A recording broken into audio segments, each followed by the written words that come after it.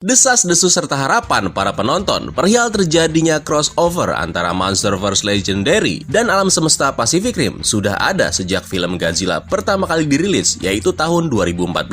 Adanya keinginan untuk membuat kedua alam semesta itu saling bertabrakan bisa dibilang wajar, mengingat fokus cerita kedua alam semesta itu adalah sama-sama berhubungan dengan kaiju. Belum lagi lini masa Monsterverse yang semakin luas, ditambah serial Monarch Legacy of Monster juga udah dirilis. Jadi sepertinya masuk akal jika suatu saat nanti mereka ingin memperkenalkan Yeager dari Pacific Rim ke dalam dunia yang sudah dihuni oleh Godzilla dan monster lainnya. Namun gimana caranya supaya Yeager bisa masuk ke Monsterverse? Yuk kita bahas.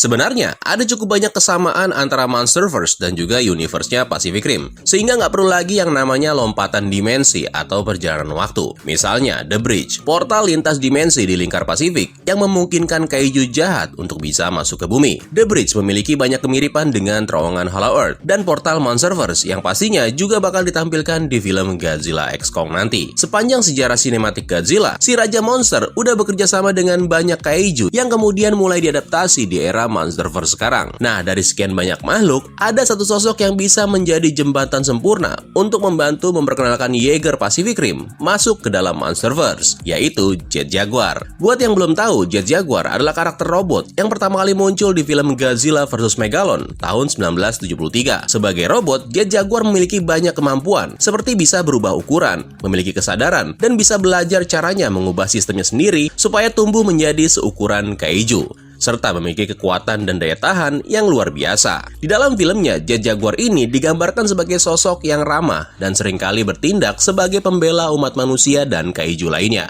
Nah, di era Monsterverse, penggunaan robot raksasa udah bukan menjadi hal yang baru, karena mereka telah memperkenalkannya melalui nama Mechagodzilla. Jadi masuk akal kalau Jet Jaguar bisa aja ke depannya akan digunakan sebagai upaya awal bagi organisasi seperti Monarch untuk bergabung dalam perang melawan para Titan jahat.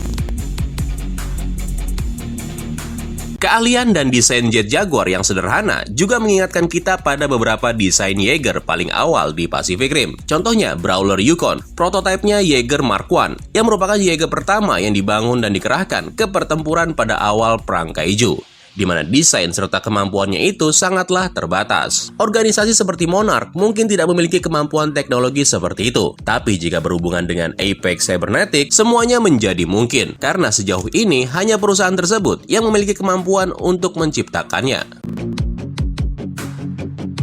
Teknologi Apex Cybernetics adalah kunci bagaimana Jet Jaguar dan calon Yeager lainnya dapat diperkenalkan ke Monsterverse. Ditambah lagi, di Monsterverse kita mengenal adanya suatu koneksi syaraf yang pernah digunakan Ren Serizawa untuk mengendalikan Mechagodzilla, yang mana konsep itu tidak jauh dari proses penyatuan pikiran atau drifting yang diperlukan untuk mengoperasikan Yeager di film Pacific Rim. Meskipun teknologi Apex sendiri sebenarnya masih memiliki kelemahan, karena pada saat menggunakan tengkorak Ghidorah, kesadaran dari naga kepala tiga itu masih bisa mengambil alih Mechagodzilla. Namun meskipun begitu, hal tersebut adalah bukti bahwa Monsterverse sudah memiliki landasan untuk membuat hubungan fungsional antara manusia dan robot raksasa. Teknologi tersebut dapat diadaptasi oleh Monarch untuk memungkinkan terciptanya Jet Jaguar yang baik hati, yang nantinya bisa menjadi yang pertama dalam jajaran Yeager yang bakalan terus berkembang. Kabar penciptaan Jet Jaguar memang sudah terdengar lama, yang mana easter egg-nya itu awalnya muncul di kredit penutup film Godzilla King of the Monster.